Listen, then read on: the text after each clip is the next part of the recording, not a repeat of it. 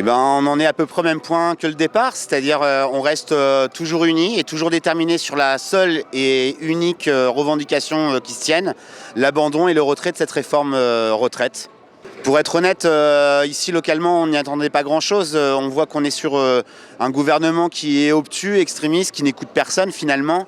Et bon, il fallait le tenter parce que le but c'est effectivement d'arriver à une fin de conflit. Donc pour ça il faut bien rencontrer ceux qui sont la cause du conflit.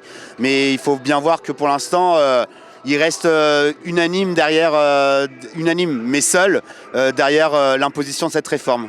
On reste toujours parti sur des journées de mobilisation qui permettent de montrer la puissance de l'opinion publique, de manifester en nombre et à côté de ça, de continuer à faire des organisations de blocage de flux comme il a pu se passer mardi dernier autour de l'agglomération de Grenoble ou peut-être blocage de zones industrielles et zones commerciales.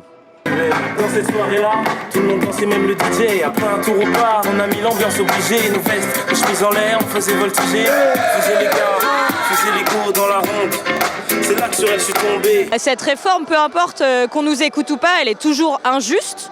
Il n'est pas ce que le gouvernement demande reste aberrant et en fait on ne va pas travailler 2 ans de plus alors qu'il y a d'autres moyens de financer les retraites. 11 jours de grève ça fait beaucoup, il y a même beaucoup de salariés qui sont en reconductible.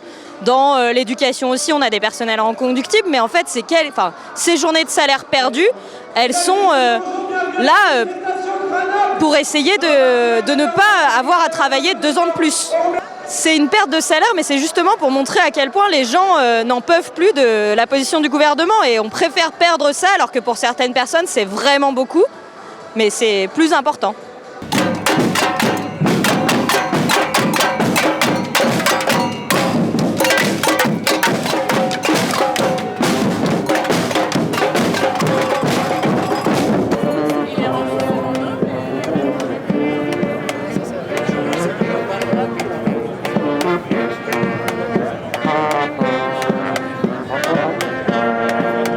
C'est un sacrifice à faire. Après, on pense à notre avenir, l'avenir des autres aussi. Et vous perdez combien à peu près avec ces grèves? Là, sur la dernière paie, je suis à peu près une centaine d'euros.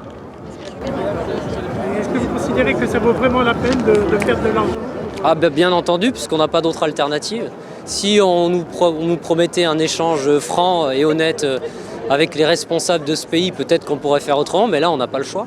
Moi, je ne suis pas venu pour parler de chiffres perdus, je suis surtout venu pour parler de présence physique, pour montrer qu'on est contre cette réforme qui est absolument scandaleuse et dont on demande le retrait absolu, bien évidemment.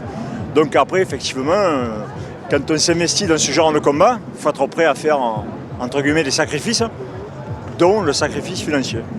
Ils sont allés à Matignon pour pas grand-chose, parce qu'au bout de quelques minutes, ils ont reçu une fin de non-recevoir, ce qui était prévisible. Donc ce gouvernement n'a rien à foutre des 80% d'actifs qui sont contre cette réforme, des millions d'actifs qui sont dans la rue. Donc nous on lâche pas, on est là. Faites du bruit Grenoble. Jusqu'au bout, on lâchera pas. Jusqu'au bout, on lâchera pas Grenoble. Ils se foutent de nous, on en a rien à foutre, nous on est là, on continue. On va nous savoir, on va prêcher qu'on est là, même entre toi et moi.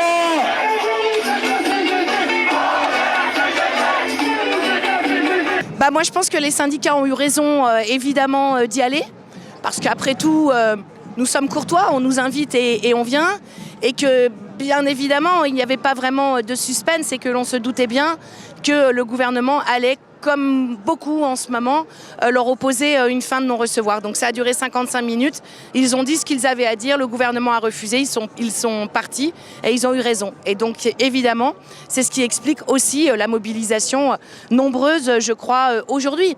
Le gouvernement refuse de nous donner une porte de sortie. Or, il est impératif de donner une porte de sortie. On ne va pas rester comme ça pendant des semaines et des semaines avec de surcroît, on le sait bien, des moments de violence de par les consignes de Darmanin qu'il donne aux policiers qui sont très importants. Donc moi je pense, comme les syndicalistes, qu'il faut retirer absolument ce projet de réforme. Ça devient vital.